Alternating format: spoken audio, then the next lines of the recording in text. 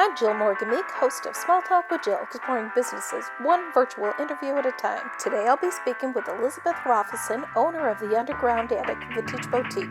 This is Small Talk. Please consider subscribing to this YouTube channel. The Underground Attic is a little pocket of decadence in upstate New York filled with restored vintage treasures from 1820 to 1980. As well as unique vintage-inspired items. Elizabeth studied costume history in college and does the research and the restoration on pieces to restore them to their former glory. Above all, she is in the belief that we need more fun in our lives and that playing dress-up is an integral part of that. I remember one of the first stories, your mom, I've had the pleasure of meeting your mom. She is your biggest cheerleader. I think I remember this story correctly. She told me that early on, she could see your love for fashion. I think you were taking writing lessons and you would lay out your outfit the night before and blingy. What was this? So yeah, there's kind of two parts to it. So the first part was that when I was around 2 years old, I was already laying out my outfits, coordinated with all of the jewelry, of which there was a lot of jewelry, and the shoes, and then all the rainbow colored everything. But then I also was really into horses, and so when I would go to take my riding lessons, and not only did I have all of the sparkle mane gel for them, but I also had the pink sparkly lace-up riding boots and the rainbow sparkly helmet cover. And I was in Pony Club, which is a national organization for riders. And when I would go to do these dressage shows and stuff, I would go fully decked out in all of my sparkly gear. So not much has changed. So you started a trend. Yeah. Yeah. Had to keep it fun, right? I love it. So now that jewelry, was it vintage jewelry? Was it jewelry? Yeah, it was. Mom's jewelry box? Some of it was my mom's, and then actually another local organization, the Catskill Puppet Theater, they were really and are really good friends of my parents, and they had a lot of extra supplies that they would use to make the puppets, and they had this magical barn full of all of this beautiful fabric and all of this old jewelry that a lot of it they'd use for parts. And so I would get the offloading of all of that stuff, much of which was vintage, and get to play dress up in all of it. I don't know if you noticed, but I'm wearing an Underground Attic piece. It's so beautiful. I love this piece, and it was made in Austria, a department store, no, a boutique in Dallas. Yeah. Yep, absolutely, in 1950s. And the dress I'm wearing is from the 1940s, so we're a decade apart. So when you go looking for pieces or pieces find you, you are passionate about the stories behind it. I know that. Absolutely. Can you share with us one of your favorite stories? Oh, that's a great question. I can tell you about one of my favorite collections I ever acquired, because it was one of the first ones I ever did. It was actually right when I was starting my business, and I, had very limited income at that point. I was still a college student, and a friend of mine in town had told me that there was a woman who lived about 20 minutes away who had been a fashion designer, and she had this whole amazing collection of vintage clothing that spanned across 100 years that she used as inspiration for the pieces she made. And so I ended up buying a whole collection of her pieces that she used as inspiration, but also some of the pieces she designed. And it was so cool. I think I still have a couple of pieces that I kept, and I do have a couple, she was just downsizing her house, so I actually have a couple of pieces of furniture that were in her dressing room that I have in the shop still as my display. So. Are you allowed to tell us who the designer is?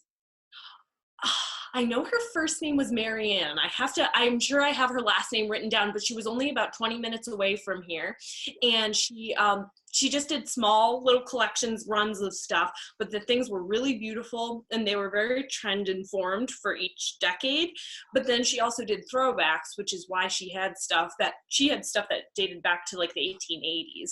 Oh my goodness. Which was amazing. Yeah.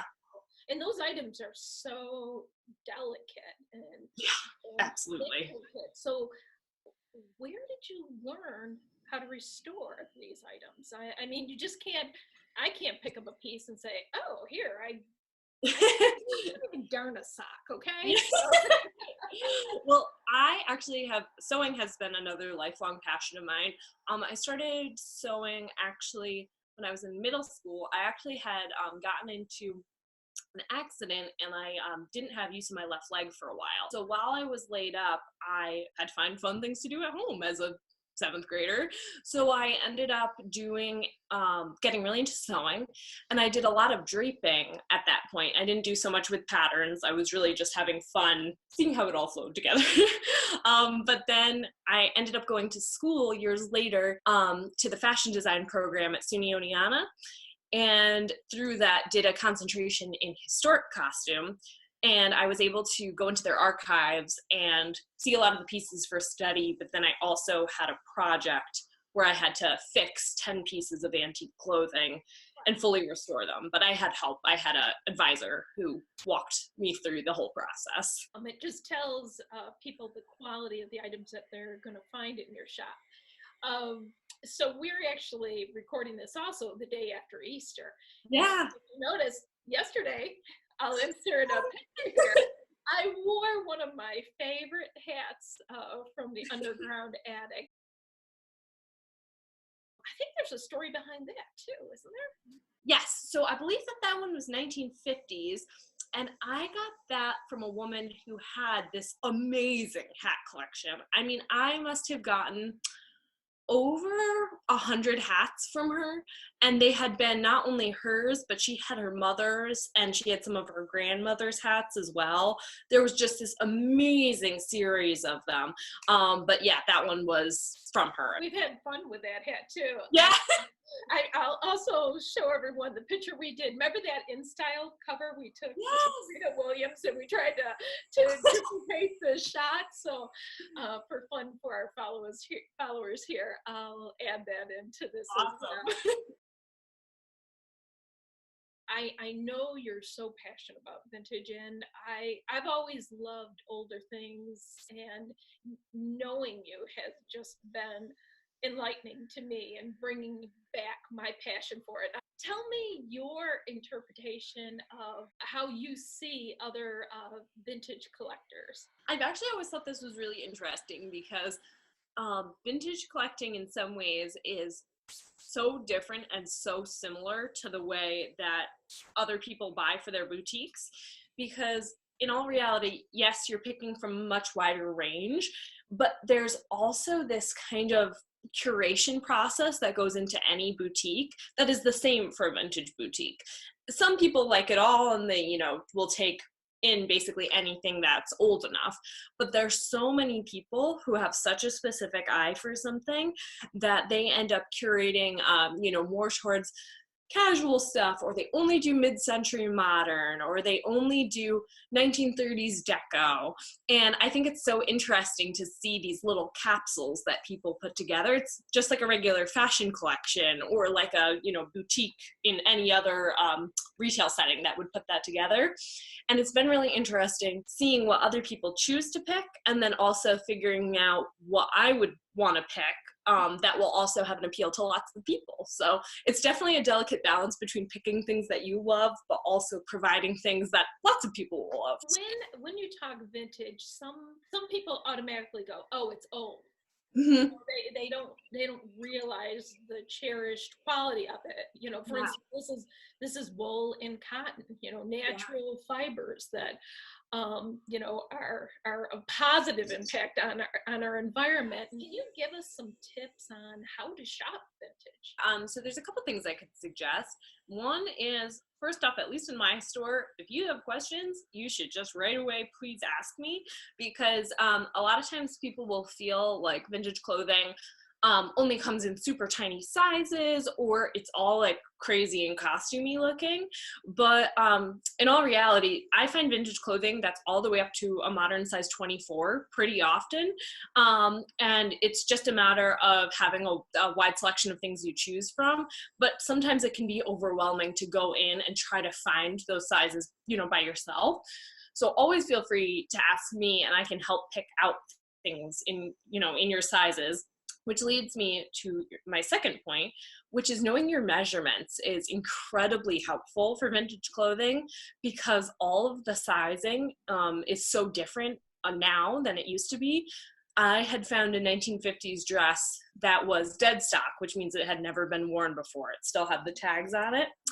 And it was a size 18 then. And when I measure it, it equated to a modern size 8. You really need, if you know your measurements, it's easy breezy because you can just run around and, hold up the tape measure, find what that equates to in modern sizing, and then you'll have a better idea when you go to try something on. And to the end of it being kind of costumey, there's 150 years worth of fashion, and you don't need to combine it the way it was combined at a certain time. I all the time take modern pieces and combine them with vintage pieces. This 1940s dress, which I'm wearing right now, I'll wear with little booties, and I'll wear my aviator shades with them, and it makes it look really modern and fun and not like you just stepped out of an old ad. You're creating your own style. The earliest piece that you have. Whoa, yeah, absolutely. So actually, it might have changed since I told you, actually. So the oldest one I had for a long time was I had a pence jug, which is a really small purse. I wish I had it with me, but it was from 1820, and it was silk crochet, and it was red and green stripes with steel cut beads, but there's one that's almost identical that is in the Metropolitan Museum of Art. And I actually still have that for sale in the shop. I wish I had a little picture of it. But now the oldest item I have, I actually acquired a collection of hats from a museum deacquisition, and I ended up with a bonnet that is from 1770. Yeah, it's amazing. That's an Easter bonnet. Yeah. Oh man, that would have been a perfect Instagram post. That's okay. Who is the most famous person you have dressed or sold to, if you're allowed to share? I kind of have two. Okay, so one is there is a model. You helped set this up. There's a model who is out in LA named Athena, who is also a space scientist. I love her Instagram. Did an outfit that had some vintage pieces in it that she wore for Yuri's night. And then the other one was, there was actually a woman who came in actually when I wasn't there. My mom was holding down the fort, and she came in, she bought a bunch of clothes. My mom said she was really nice. And then maybe about a month or two later, I was in the shop, and this woman came back in, and my mom went, oh, that was the person who came and bought X, Y, and Z. Her name is Laura Kitty, and she is a fashion designer for a brand called Marshmallow by Lady, but she is also a fashion historian, and I kid you not, there was an interview with her in the book called Nasty Galaxy, which is about vintage clothing. It's by Sophia Amoruso. And there's an interview with Laura Kitty in that book, which is sitting on my coffee table in the shop. And so after she left, I was like, I think that's her. And I went on over, and indeed, it was an interview with her. She's come back to the shop often and has brought friends back. And yeah, just great. Well, you do an incredible job. I hope that we can bring more business not only to Oneonta, New York, but to the Underground Attic. Is there anything that you want to add? I'm all about fashion being a fun endeavor. And if you have questions on how to kind of really hone in on what your spark is with fashion and with vintage specifically, to feel free to shoot me a message. I have so many different types of things that I carry in the shop, and I just might have an idea of a direction of something new and fun you could try that you might not have considered before. Well, when we get back to our new norm, we're going to have you back on. Thank you for doing it. I'm so excited about this whole series. I think it's a great thing for our area and just a nice thing for, to have happening during this time. It's a perfect use of the time. So for those viewers that aren't in the area, primarily use my website, which is And happy vintage shopping! If you know a business or own a business you'd like to see featured, please comment below. If you are new, consider subscribing to this channel and sharing it with other people who would enjoy its content. Until next time, remember, here on Small Talk, we are connecting people to people and business to business.